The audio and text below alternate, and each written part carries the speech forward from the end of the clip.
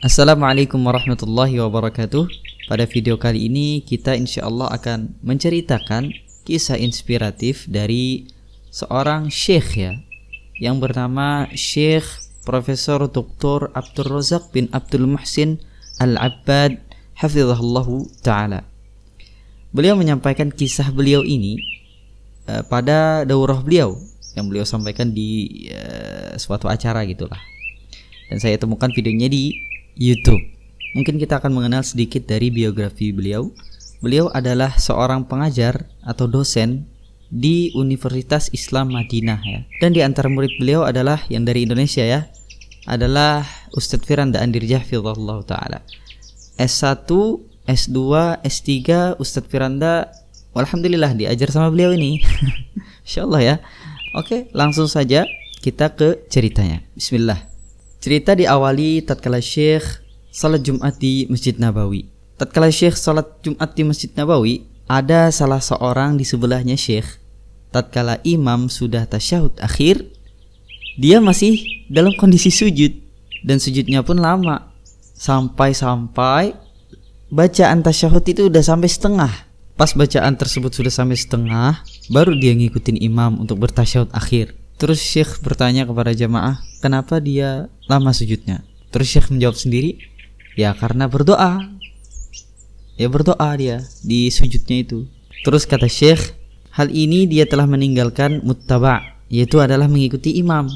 Karena di dalam hadis, ya ini tambahan dari saya, karena dalam hadis kita dianjurkan untuk mengikuti imam, jangan menyelisihinya, sesuai dengan dalil hadis dari Rasulullah SAW yang berbunyi innama ju'ilal imam liyutamma bih. Sesungguhnya imam itu hanya untuk diikuti. Jadi ikuti aja imam dalam kondisi apapun. Jadi ikuti aja dah. Nah, itu tambah dari saya. Terus setelah salam dan sholat pun selesai, Syekh pun mengucapkan salam kepada orang tersebut. Terus kata Syekh kepada orang itu, wahai saudaraku, aku perhatikan di sini kamu terlalu lama sujud. Jadi ceritanya Syekh ini negur nih sama orang yang terlalu lama sujud tadi. Kemudian orang tersebut bereaksi seperti orang tidak terima dan seakan-akan menantang. Jadi kayak mungkin kayak, maaf akhi, pian terlalu lawas sujudnya. Terusnya kayak kayak sangkal atau kada terima. Allahu a'lam. Jadi mungkin kayak itulah kira-kira. Ya biasalah nasihat gitu. Nah lanjut. Terus dia berkata, ada apa memang? Ini adalah doa. Apa ada masalah? Ya tentu dengan ekspresi yang seperti tadi. Mungkin kalau dalam bahasa Banjarnya, apa gerang? Ini baik, masalah kah? Mode. Itu dalam bahasa Banjarnya. Kemudian tatkala Syekh melihat kondisinya seperti itu ya, sudah kayak mulai sangit kan tadi kan, sudah mulai habang mungkin atau kayak apa, sudah kayak menolak lah. Kemudian Syekh pun mengatakan, maaf Fulan, saya hanya ingin mengatakan semoga Allah menerima semua apa yang kamu minta tadi di dalam sujudmu.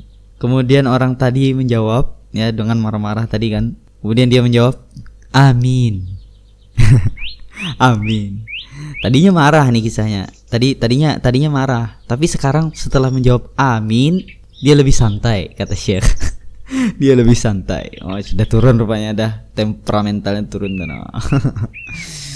Kemudian Syekh berkata, para ulama mengatakan ini sudah masuk nih nasihat Syekh ya. Sudah masuk nih nasihat Syekhnya. Kemudian Syekh berkata kepada orang itu, para ulama mengatakan sujud yang lama itu sunnah, tetapi mengikuti imam itu wajib.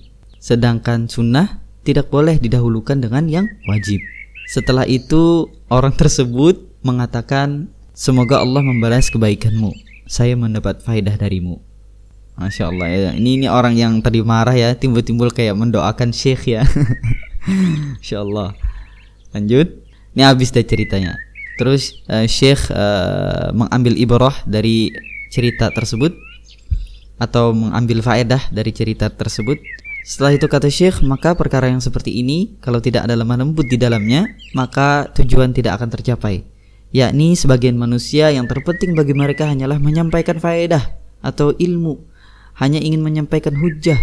Padahal yang seperti ini membutuhkan lemah lembut agar dakwah tersampaikan tanpa harus menyinggung satu dengan yang lain. yakni maksudnya menyinggung tanpa menyinggung ibadahnya, amalannya, atau pendekatan dia kepada Allah, dan seharusnya disikapi dengan sikap yang lemah lembut seperti halnya dokter terhadap pasiennya. Masya Allah ya, ini nasihat dari Syekh Abdul Razak bin Abdul Muhsin Al-Abbad hafizahullah ta'ala. Masya Allah, itu saja ceritanya ya. Masya Allah. Jadi kalau kita alhamdulillah sudah mengenal sunnah ya kan, melihat orang yang belum kenal sunnah, jadi kayak misalkan ada seseorang yang melakukan A, melakukan B yang itu tidak ada dalilnya, ya dinasihati secara baik-baik. Jangan langsung jebret. Mungkin ada nasihati dengan kita mentraktirkah atau apakah, atau pelembutnya ada lah gitu. Jangan dinasihati secara jebret-jebret gitu, jangan. Barangkali mungkin tujuan kita yang sebenarnya itu tidak tercapai karena sikap kita tidak lemah lembut. Dia kabur duluan. belum kita ini kan, dia kabur, marah dia. Masya Allah, ini susah memang, tapi ya itulah hikmah kadang-kadang. Ya mungkin itu aja, semoga video ini bermanfaat untuk kita semua, terutama untuk teman-teman yang sudah mengenal dakwah salaf ya. Wallahu ta'ala a'lam. Semoga video ini bermanfaat. Assalamualaikum warahmatullahi wabarakatuh.